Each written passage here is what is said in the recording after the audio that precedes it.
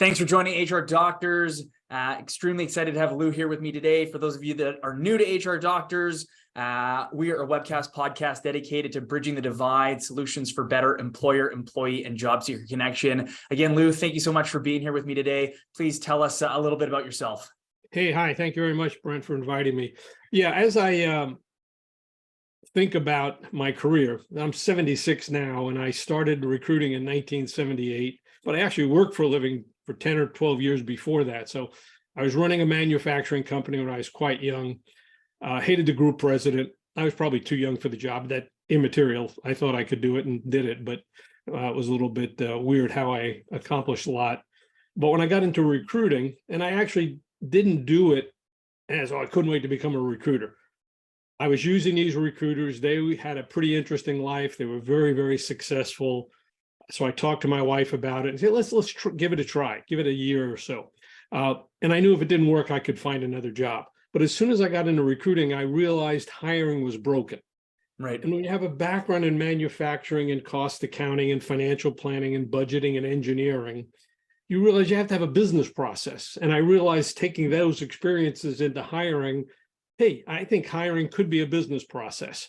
And eventually over the next 40 plus years, that turned into what I call performance-based hiring, which is really a business process for hiring people on a consistent, scalable, logical basis that improves quality of hire and improves on-the-job satisfaction. So that's the short take of a 45-year story. That's awesome. How, from a hiring perspective, have you seen it evolve through your career? Well, the reality of it is it hasn't evolved. The break that I saw in 1978, bad jobs, bad interviewing, hiring people for superficial reasons, candidates accepting jobs for superficial reasons, people being dissatisfied. I mean, you could describe the situation in 1978, and it's the same in 2023, which is disappointing. Now, on the other hand, that's not always the case. You find people who like their work, are satisfied, get promoted, enjoy what they're doing, they're competitively paid, et cetera, et cetera. There is a set of conditions that actually work on a consistent basis. And that's what I advocate. But most companies want to do it fast and quick rather than long and slow and properly. And I think that's where the real disconnect is there is a way to hire people that's effective for the long term, but it's not the way that most companies implement the hiring methodology at their own organizations. Right. I mean, the foundation of where HR Doctors came from was through our core values, which are helpful, resourceful, driven, relentless, and sensible. And they're live in my organization. And as of late, I've been producing content on what I call the 3 pillars of a successful hire. I feel on the front end, pillar 1 is your vision, your culture, your mission, your values. If you have those things in place, then building a comprehensive recruitment strategy, whether you use an external partner or whether you do it internally, I feel that front pillar unlocks your second pillar, which is your recruitment process and strategy. And then on the back end, pillar 3 would be your, post acceptance, your pre-boarding, your onboarding, coaching, performance management, development. Do you have a different framework or structure or other pieces that tie into that as well? Like what are, I guess, without hearing them before, what are your thoughts on my 3 pillars? Well, let's say this. I don't know that those are the right 3 pillars or the ones that I would select. They're certainly appropriate pillars. The problem that if you really look at it at the very micro level, the micro level of where a recruiter or a hiring manager is talking to a candidate, how many candidates actually hear all of that information, or do they opt out too soon because somebody called them? Right. So you might have the right grand vision of how it should go in, but the real reality is it falls apart at the execution level. I mean, when you think about why do candidates opt out? Number one, they don't even opt in. You got a boring job posting. So even if you have a good candidate, they never hear that vision.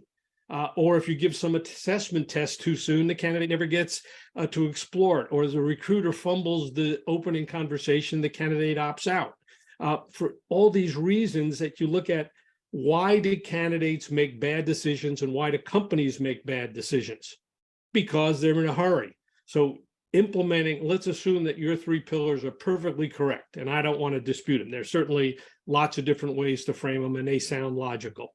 Sure. But the reality is that candidates are in a hurry, hiring managers are in a hurry, recruiters are in a hurry, companies are in a hurry, so they never have a chance to implement that vision properly. So that's where I kind of see it.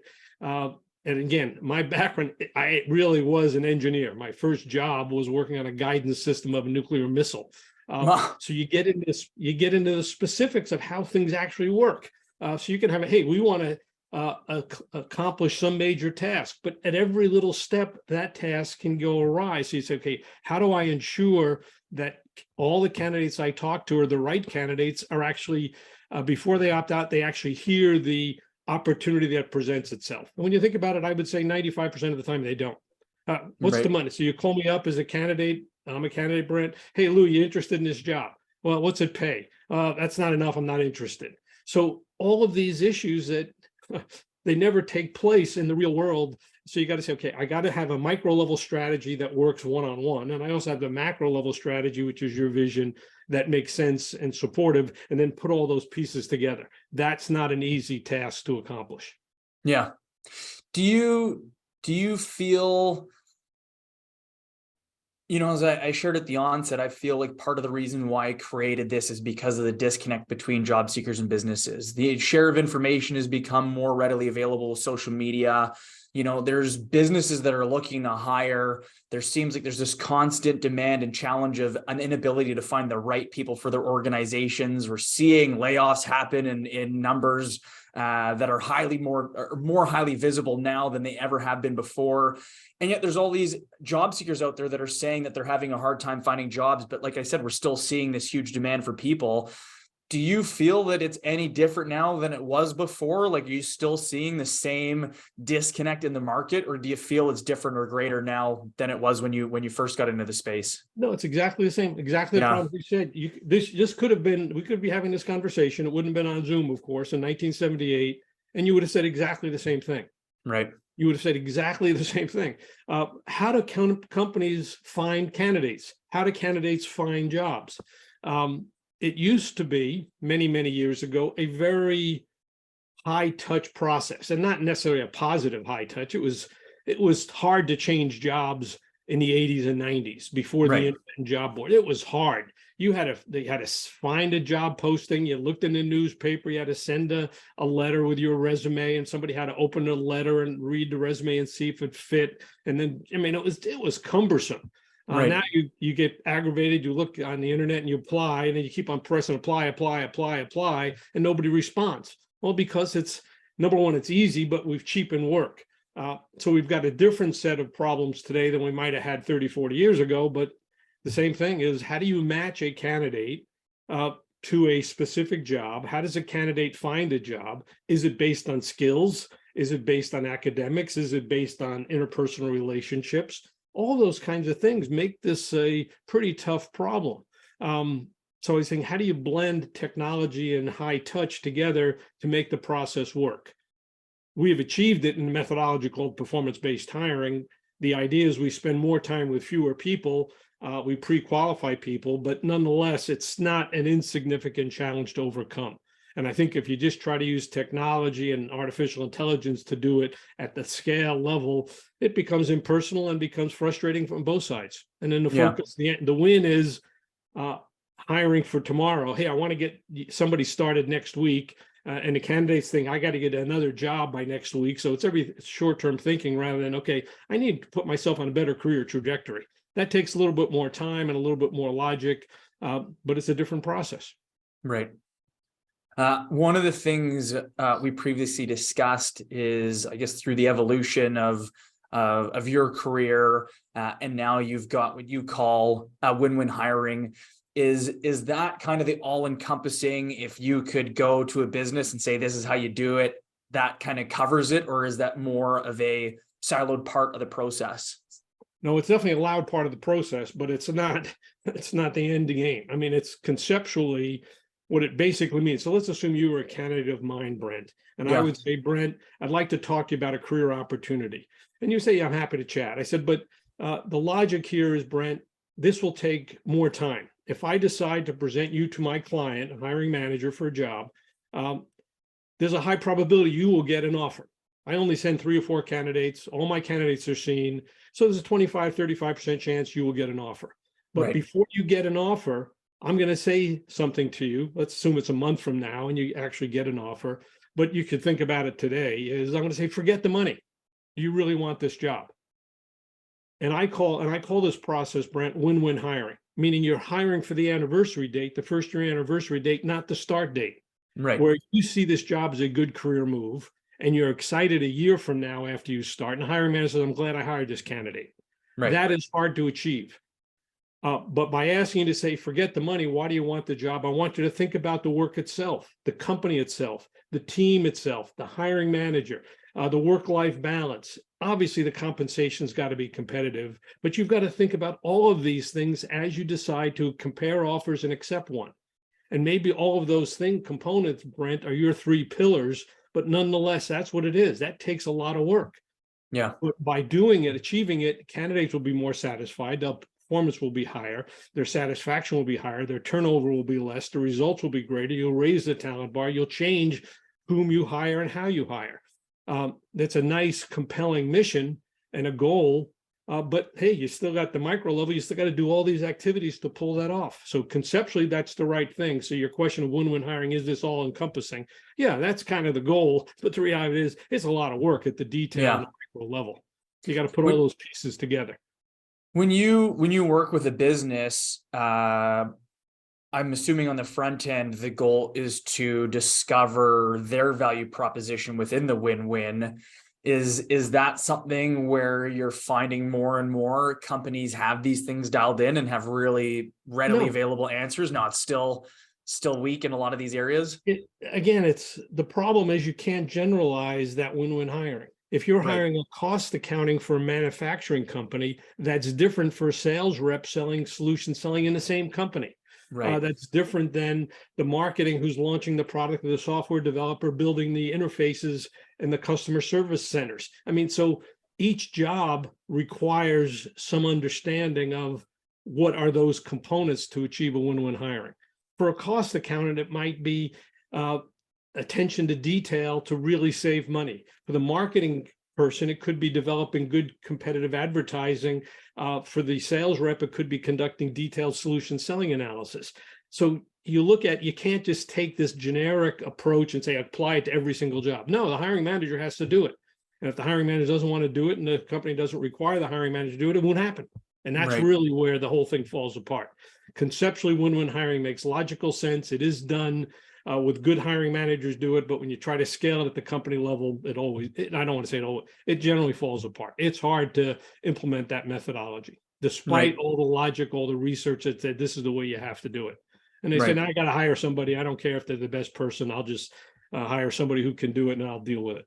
And that's really the short term becomes more important than the long term. We'll share the graphic in the article that you've got for win-win hiring. You've got them numbered from 1 to 6. Is that in any particular order, or is that an order of importance? How do you? I guess ultimately, my question would be, if we're trying to, help bridge that divide or gap, is there something you've seen or that you've shared with businesses to say, work on these things, change these things first? This is step one to ultimately. I think. Well, so just to give people a sense, when you show it, when I throw a candidate, I said there are 6 criteria that you should look at as a candidate. Yeah. When you're accepting an offer or comparing jobs. One of them is the compensation, but I put that aside. I said, as long as it's competitive, let's forget that.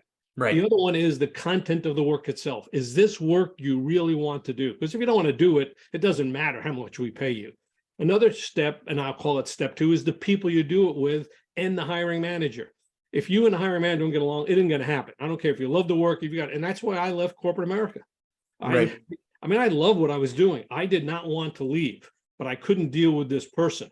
And I decided, and I dealt with him for 2 years. I just couldn't, it was, and he was my mentor. I mean, he actually promoted me to these other jobs. And I said, I don't want you anymore. I don't need you. So that's step 2. Step 3 is the company itself. Is this a place where you can really launch your career? Step 4 is the work-life balance. And then all the other issues that go around in job satisfaction and motivation. And if you can't put all those pieces together in some logical format, you're not going to be able to make the right decision. So I don't know the order is right. What I do tell candidates is, here's the criteria. what's important to you. And what unfortunately I see most candidates highlight the compensation. I said, no, I mean, and that's why candidates make long-term decisions using short-term information. Right. And people say, what's the comp? Oh, the comp's real important to me. So then I just ask them back. I say, Brent, let's assume you're a candidate. You say, no, I'm only interested in the comp. I said, okay, Brent, think about the best job you ever had. Best job you ever had, where you really enjoyed going in. Was it the compensation that drove that satisfaction or something else? Right. And it's always something else. And I said, what is it? And so you got to prioritize those things yourself and understand it. This is where it's a very personal process, and people's personalities change. Let's assume you just had raised a family, you just bought a house. Well, compensation might be the most important, even though it doesn't drive your satisfaction. On the other hand, if your comp is fair and you've got these other things that are more important, you want to grow your career, well, that becomes more important. But the job itself might be a great job, but if the manager doesn't fit your style, well, that's going to be a problem. If the manager and the job makes sense, but the company culture is going through some really tough financial changes and they're cutting your budget in half, that makes, again, it could be the great job in the world, but other things can affect your job satisfaction and your performance. And so there's a lot of variables here that need to be taken into account at every single situation. And they're hard to take into account. I don't want to minimize it. They're not insignificant to deal with. Yeah. Yeah. I mean, I guess in looking at this, in that intake of a company where they've either had growth and they go, we need to hire a new person, or whether it's been turnover, probably a great place to start before you go with your go-to-market strategy, whether it's independently or with an external resource, is digging into these 6 pillars and ultimately identifying what that value proposition is going to look like to somebody, so you can highlight these things and try to draw the best people in possible. Well, that's true. But when it all comes down to it, if I had to think about, now, when I had a full search firm, something, this is in the 90s, let's say 80 to 90s, we actually did a study. And during that period of time, there was anywhere between 3 to 7 of us. We made it, I'm going to say over a 20-year period, at least 1,000 placements, at least 1,000, Right. Roughly. But we actually then did a study we actually started giving, as a contingency search firm, and this was in early, I want to say mid 80s, we started giving a 1-year guarantee. Unheard of in contingency. We then became a retained search firm, and it's pretty standard, but as a contingency, we started giving a 1-year guarantee. And I was reluctant to do that, but we did it. And we then started tracking how many people over a 10-year period, and that's what we had statistics for 10 years. So it's 500 to 600, 700 people. I'm not positive exactly the number. How many actually left, and we had to fulfill that guarantee, which either replace the person or give the money back. And that was the deal. 7%. So it seemed like it was 75 out of 800. It was a low number. It was less than 10%. But when we started digging in, because we wanted to understand why, it turned out it was most of those, half of them were because the clash between the hiring manager and the candidate. The styles didn't mesh. So then, of all of the variables we had, and I'm going to say of the 700-800 people, 60 to 70% got promoted or got a bigger job. So and maybe 20-25%, or, they were good people, but not great people. And 7 or 8% got fired or left in the first year. That's pretty good statistics. But then it became, of all the variables, the one is the hiring manager. Now, if you're hiring for somebody, a cost, the controller might be a different hiring manager, marketing manager, the division vice president. I mean, all these things, the hiring manager is the key variable in all of this. You could have a great company culture, but if the hiring manager is a jerk, it's over. I like where I worked. I like the company culture. I didn't like my hiring manager as a group president. This is, 1975, 76, 77 when I worked with the guy. Yet I liked the job. I was getting promoted almost every 6 months to a year. I had other opportunities outside of him, and I didn't want to take him. I didn't want to because I knew he would taint everything I did. So you can think about it, those interpersonal relationships really are hard to define, and yet they're the ones that drive success and satisfaction. Yeah. Looking back, was it a personality clash between the two of you, or was it more this individual was having the same issue with other people, and it was ultimately either blind?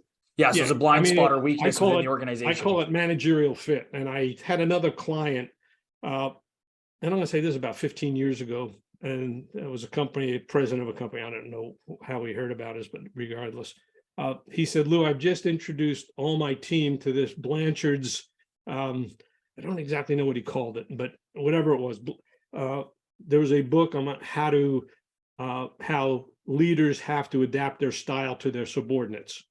And he said, can you build that into your hiring training program? So I read the book, I studied it. I actually really spent a long time trying to figure it out. And I said, I don't think a manager can adapt his or her style to the employee. That's hard to do. Right. So I created what I call managerial fit, is to say, no, managers got to hire people that fit their style. So this goes back to your question. The manager, the guy that I worked for, the group president, was a micromanager.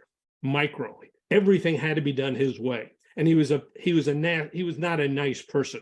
He would be in your face. He wasn't even a nice micromanager. He was a nasty. Said, nah, this is stupid. And he would do this in front of a group. I quit. So on the other extreme, I was a hands-off. Hey, you just tell me what to do, and if I don't get it, fire me. I was so independent. So our styles clashed completely. Right. So when he would come in and say, no, do it this way, I said, that's a stupid way of doing it. You don't know what you're talking about. No, I do it my way. And then, no, I'm not going to do it your way. Fire me. So it really became this clash of styles. Most managers, so when I go interview a manager for an assignment, most good managers are coaches and delegators. They can coach people, they can train people, or they can coach and delegate the work. Some of them are saying, no, just be able to get it done. I don't want to give you any training. I just want you to get the results. And I can certainly work with that kind of manager. There's certain managers who are coaches and trainers. Some of them are supervisors. Some of them are micromanagers. So you can see the scale of how involved that manager is with that person's work. And you got to map that. Some of them are more flexible. Some of them aren't more flexible.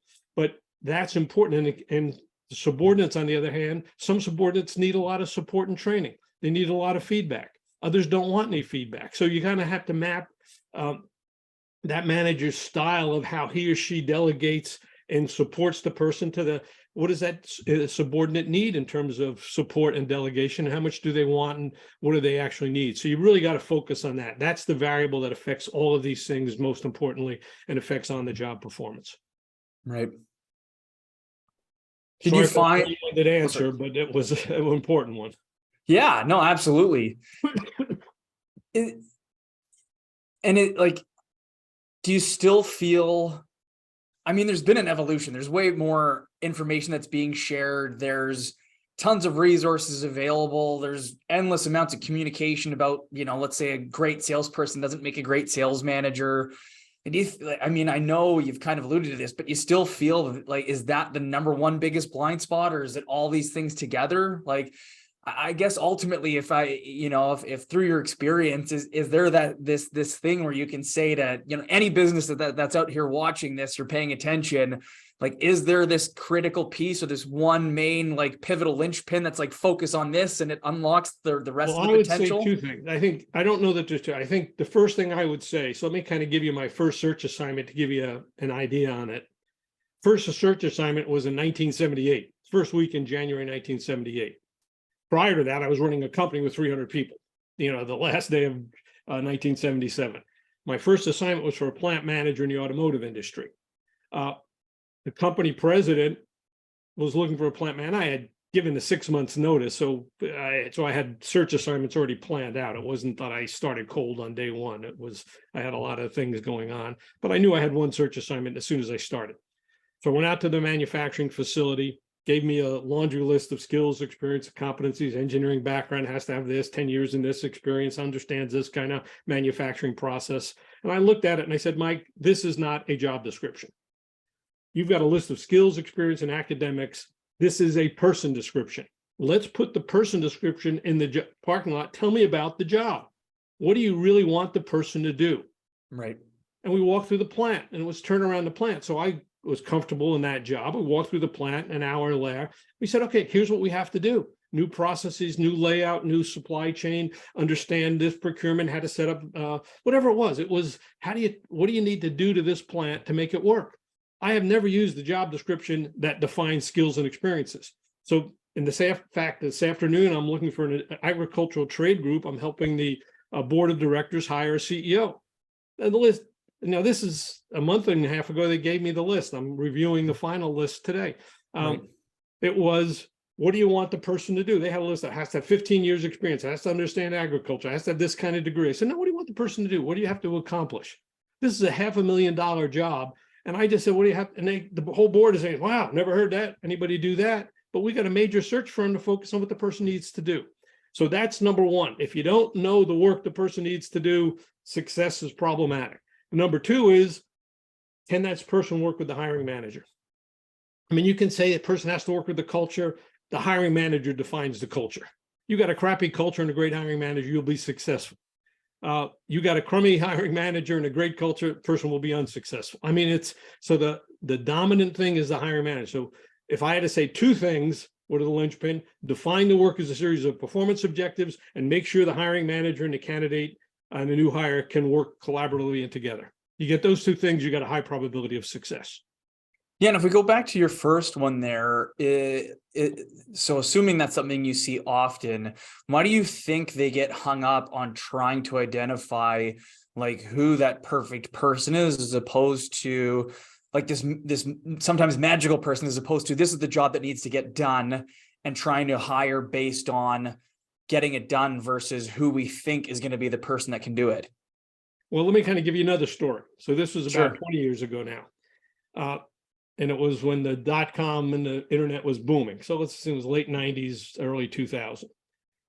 And I get a call from the chairman of a board whom I had worked with. He was a client of mine. And he says, Lou, we're looking for a VP of marketing for one of my big ventures.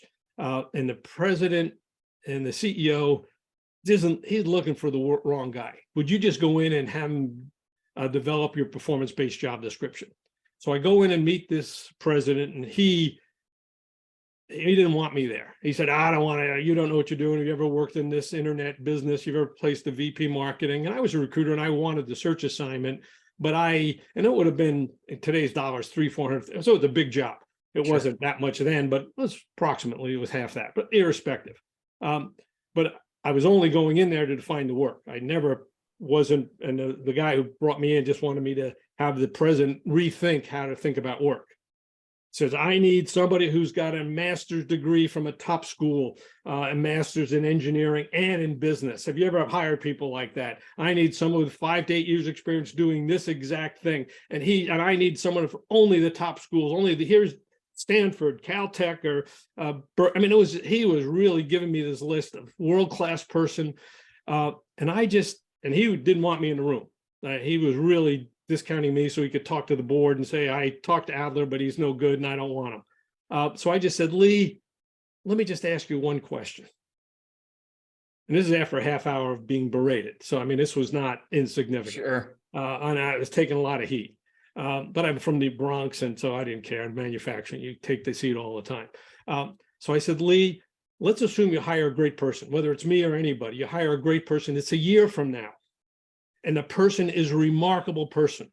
And you want to give this person an extra bonus and an extra share, maybe even promote him into some bigger role. What would this person have accomplished over the course of the year where you could confidently tell the board, this is an outstanding person? He just stone silence. He said, what a phenomenal question. You finally asked a good question. It was actually the first question I asked. So it didn't Sure. But he said, create a 3-year product roadmap that details exactly how to leverage our engineering capability, overlay that with what the market and the technology and the internet interspace is, and it was all infrastructure internet space is, and how we can maximize our product development without adding a lot of R&D funds, but maximize our critical technical skills and building a detailed product roadmap that gives us a chance to grow 2x over the next 3 years. I said, Lee, if I could find someone who could do that work, and I will not compromise on that work, could do that work, but didn't have exactly the experience you wanted, didn't have exactly the engineering background you wanted. Obviously, they have to have some of that background. I couldn't do the work. Would you at least see the person? He said, absolutely. Right. He hired somebody from me 4 weeks later who could do that work.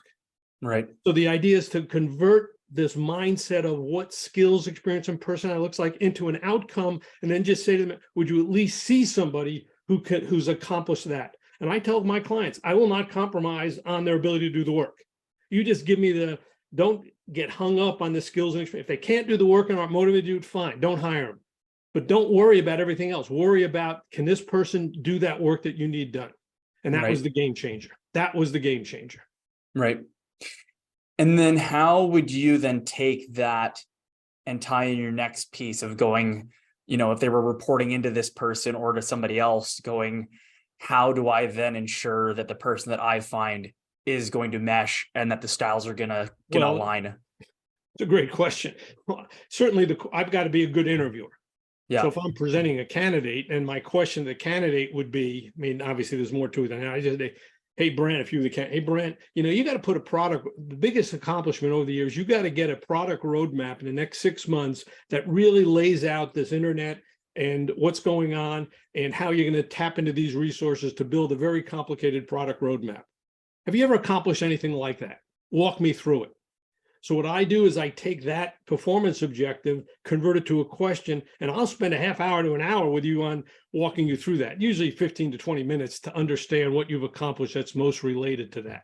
What about even before the candidate, where you're talking, saying, again, if I look at an organization where they've got this idea, we're going to build this new thing, or we're whatever it's going to be, and the idea is coming top down, but this person's not going to report to the CEO, they're going to report to a division manager somewhere, and either your HR in that organization or whoever it is that's in charge of hiring, if the idea is coming from somewhere, but the person's going to report to a different manager, and you've shared that, like, that connection, that management style, that fit is going to be a linchpin that's going to result in someone being successful. Because if they're working for a jerk or someone who's a poor manager, like, was that something you would dig into and go through an interview with that individual to dig into? Let's say this, if I'm always dealing with a hiring manager, right?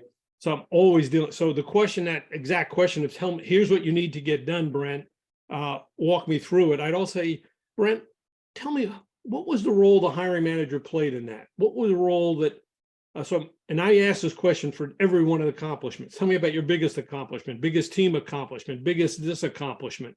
And I'm always, when I start asking about major accomplishments, I'm trying to understand the environment or the context of that environment. What were the circumstances? How'd you get that job?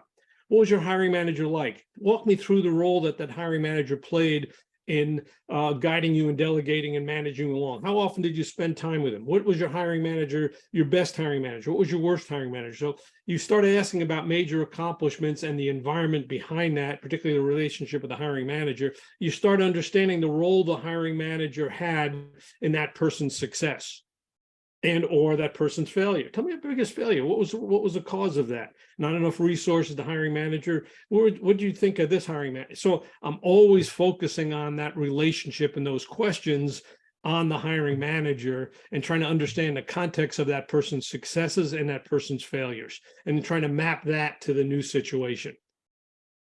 If that's your answer, I believe that was your question. I can't be positive, but it sounded like it. You said more than 1,000 people with hundreds of companies. Not me personally, my firm. The organization. I probably placed 500. I mean, I did it for 30, full-time recruiter for 30 years. So you don't have to make a lot. I mean, if 20 to 25 placements a year, get up that number. So I've 500 or 600 I've certainly placed, and I still work at it, but I don't do recruiting anymore. I'm going to ask two questions, one on the company and one on the candidate side. But on the company side, of the companies that you worked with, where you were just like, these guys get it, like they're doing something right, was there a common thread, a common theme, or anything that you would highlight that you'd say this makes it so much easier for everybody if they're doing this one piece right? Yep, it's the president, and I tell the president, and that's when I have a chance to work with. So that's why it's best when I can work with what I'll call mid-sized companies that have, say, 300 to 500 people, maybe 1,000, because then I can deal with the CEO. If I can deal with the CEO, I say there's two things you have to do to implement performance-based hiring. Number one is do not open a requisition unless all the performance objectives are clearly defined. I call that a performance-based job description. That's number one. Just don't approve any recs. Number two is don't hire anybody unless the team has agreed officially in a formal debriefing session, completed a talent scorecard, which assesses that candidate's ability to do that work in relationship to the fit. And they're both pretty sophisticated, but if they do that, I said they'll figure out how to do it. So yes, The successes I've had is where that president of the company has totally committed to that methodology and has implemented that process throughout the company, and they have been very, very successful. But once you get to a certain size and the president starts getting moved away and you got somebody in HR, the thing starts falling apart because every HR person believes that their process is the best. Their process is the best. Oh, I got to do behavioral interview. I got to do this. I got to do Lominger. I got to do competency models. And none of that stuff works, but they believe that's the way to do it. So then they break the process down and think they're improving it, but they're actually weakening it. So yeah, it's a set of conditions where I can get in there and personally control it. It does work. And then when the president controls it, it does work. And we do have companies right now where the VPHR says, we're going to do this, but they're few and far between because they get smattered. Oh, I got to use this new ATS system. I got to use this new technology. Oh, I got to buy this. So president wants to just been to this business meeting and he heard about this and we're going to try this. And then all of a sudden it starts falling apart. So it's the way it is. Then maybe that's why I'm cynical. Yeah. On the candidate side, I'm assuming a lot of your approach was the direct sourcing, headhunting, things of that nature, but I'm sure you also placed applicants and posted jobs and would see people coming in outside of someone's deep connection to the ability to meet the performance objectives. Was there a commonality or anything that you saw of the top tiered? And I'd prefer to talk to the job seeker because I think it's very different if you're reaching out to someone who's currently employed and you're approaching them. But of the individual who's out there, who's either at a high level and doing the right things, or the person who's struggling, is there anything that you would speak to that you've seen those high functioning or the best applicants put themselves forward that resulted in your ability to work with them? So I don't know. That's a pretty complicated question. But my general approach is I only talk to semifinalists. A semifinalist is someone who will be seen by the hiring manager. Right. Meaning they can do that work that's defined in the work. Number two, they have what I call the achiever pattern. The achiever pattern clearly indicates that they're in the top quartile of their peer group. They've been recognized for something. They gave a speech. They've been spoke at some event. There's some honor, some award, which says, so I can show that to the hiring manager. Hiring manager, I believe you should see this candidate. Here's why. Right.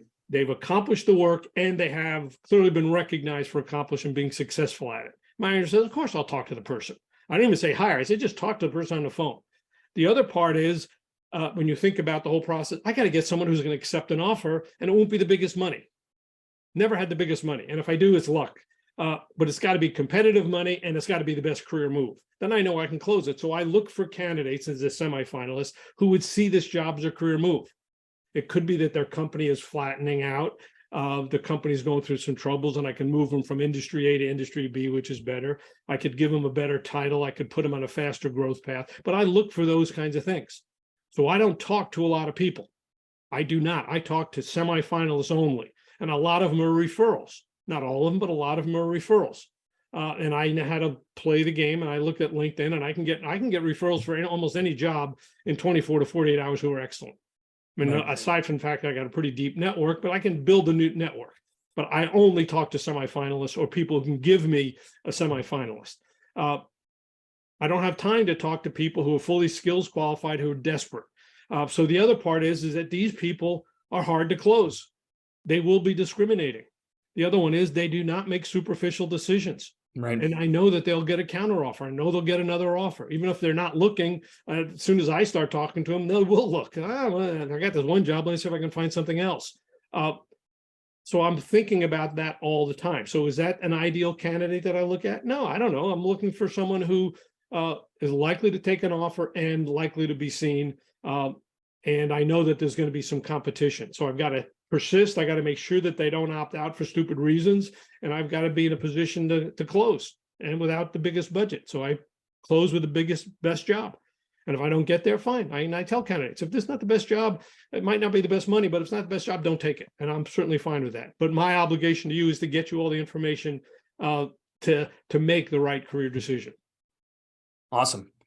You spoke in the onset of our chat about discussing the win-win hiring with the job seeker, with the person you've identified, the 6 categories. and how it often would still revert back to the dollars.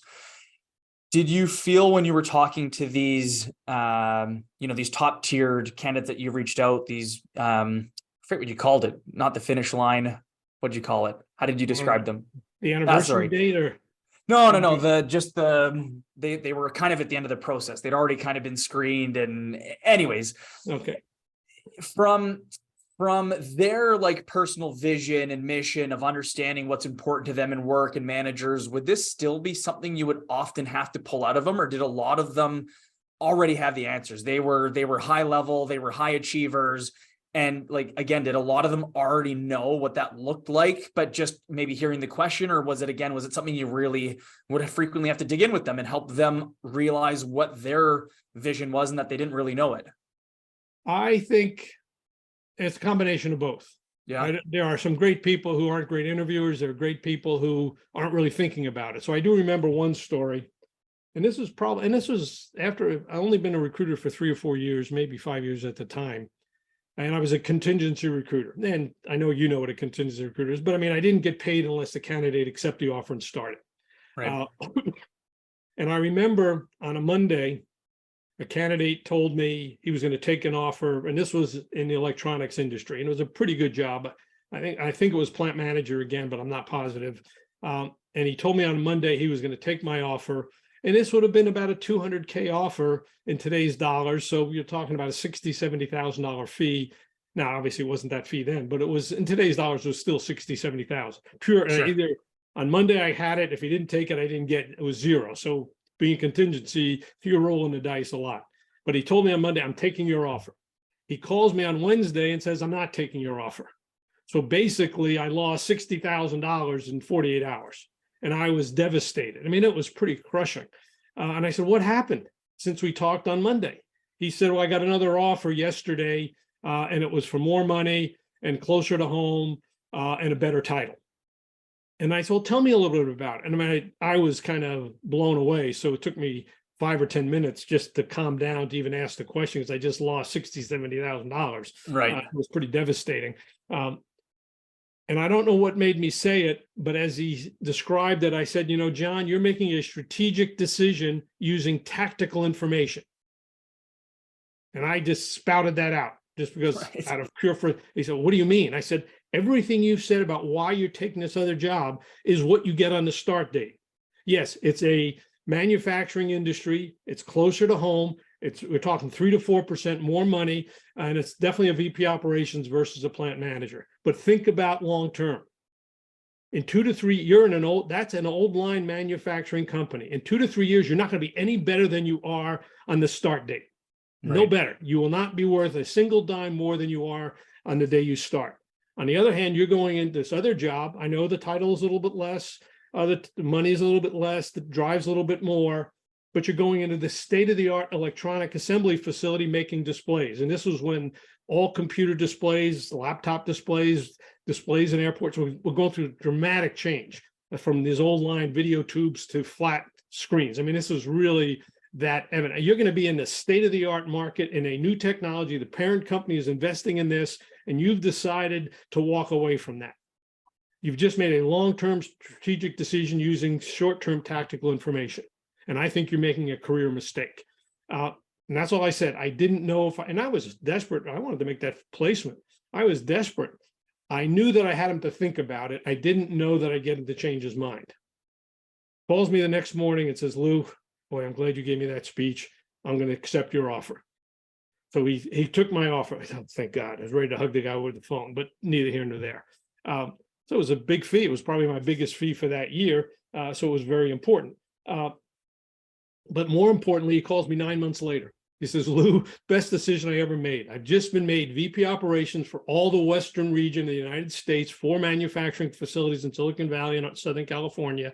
And I'm leading a new initiative to build 2 major facilities in China. That was when China was really just launching. He said it was the most important career decision. Don't make long-term decisions using short-term data. So I think, and that's what happens. This guy was a very, very, very capable guy. But when he didn't like the job he had. He was frustrated. So when you're trying to avoid pain, Your goal is to get out of that pain, and you make short-term decisions. And that's what everybody, I don't like my job. I don't like my boss. I don't like this. Everybody makes short-term decisions, and that dominates what they do. Then once they get on the job, oh, why did I do that? It was, 2 to 3 months in the honeymoon period. It was great, but then I'm back to the same old, same old. And I think that's the hard. How do you force people to make long-term decisions? And it's hard to make long-term decisions. And even Tony Robbins talks about that. Most people make decisions to avoid pain, not to increase gain. So you kind of think of, and that's what happens in hiring. You change jobs because you're frustrated about something, but then you don't do the due diligence to do it right. You always think it's going to be a great career move, but you don't know. And I force that knowing. I mean, literally, and me as a recruiter, when I give a 1-year guarantee, I have to be right. It's a business. Right. It's not personal. I don't care if you, I just don't want to do work over again or give the money back. So to me, I'm religious about it because it's a business decision. What I can't understand is people take it casually. They change jobs like it's, I'll change jobs. I don't like this. I'll change jobs. And I think the internet has caused that attitude of let's cheapen work, and companies have supported it. So I don't want to, it's a problem on both sides, and I see it, and I don't see it getting better. That's the sad part. Wow. So insightful. I've got maybe 2 or 3 more questions for you. I want to be respectful of your time. Make it 2, the 2 most important ones. You have your hiring formula for success. Could you touch on that briefly for me? Yeah, well, it really kind of goes back to, let me just kind of say, the hiring formula for success says the ability to do the work in relationship to fit drives motivation. And because motivation is so important, it's squared. Ability, technical skills, hard skills, soft skills, organizational skills, teamwork. But the fit factors are pretty much what we talked about. What do you create a win-win hiring outcome? If you're not motivated to do the work, it doesn't matter how competent you are. If you don't like the hiring manager, it doesn't matter how competent or motivated you are, you'll be demotivated. So a lot of the fit factors have to do with the context of the job, the pace of the organization, the resources, the hiring manager, intrinsic motivation. That's all the stuff in the win-win hiring outcome. And unfortunately, when you look at the hiring formula for success, too many companies look at just hard technical skills, not the non-technical skills, not technical organizational skills, project management, reliability, character, teamwork. But all of those have to go in the context of the fit factors. And I think so the hiring formula for success pretty much says it all. The ability to do the work in relationship to fit drives motivation. And because motivation is so important, it's squared, that equals results. And bottom line, if you don't know the job, you can't fill it out. If you don't know the fit factors, you can't figure it out. But if you define skills, experience, and competencies, you'll get it wrong. It's problematic if the fit's going to work. And even if competency is going to work. I mean, we've all been taking jobs we're competent to do. We just don't want to do it for one reason or other. It's beyond you. You don't like the manager. The work is, you got a lot of work to do, but you don't get the resources to do it. The time frame is there. I mean, it sounds simple to put that little formula together. It's hard to implement, but powerful when you do implement it. Awesome. Last would then be on ChatGPT. Huge adoption, the largest early adoption of I believe of any new technology that has been introduced to the market. What are you seeing with chat and how it's changing things in the talent acquisition space? Well, I think, and it is powerful, and I'm blown away by it. But the problem is that, and I see all these articles. I mean, I saw yesterday an article, 10 ways to use chat for hiring. All they're trying to do is use this bad hiring of mixing and matching people to jobs based on skills, and they're trying to be that more efficient. So being more efficient isn't necessarily the benefit of it. It's being different to hire people. How do I take people who have a different mix of skills and experience, a job that's defined differently, and mix and match the right people in the right job and look at the complexity of the fit factors? It can, and we're actually working on how do you implement that hiring formula success properly to achieve more win-win hiring outcomes.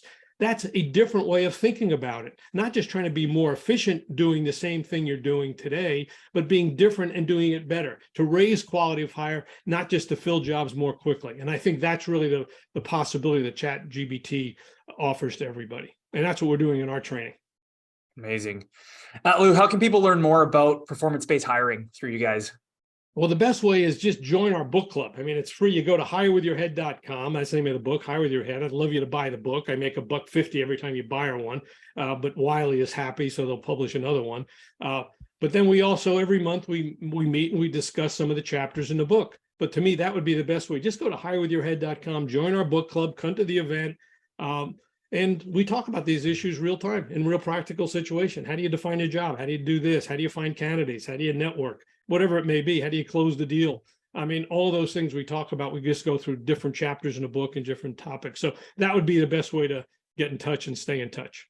Perfect. We'll make sure that it's linked in any of the posts that come out through the chat. Lou, thanks so much. It's been fantastic talking to you. I really appreciate you joining me.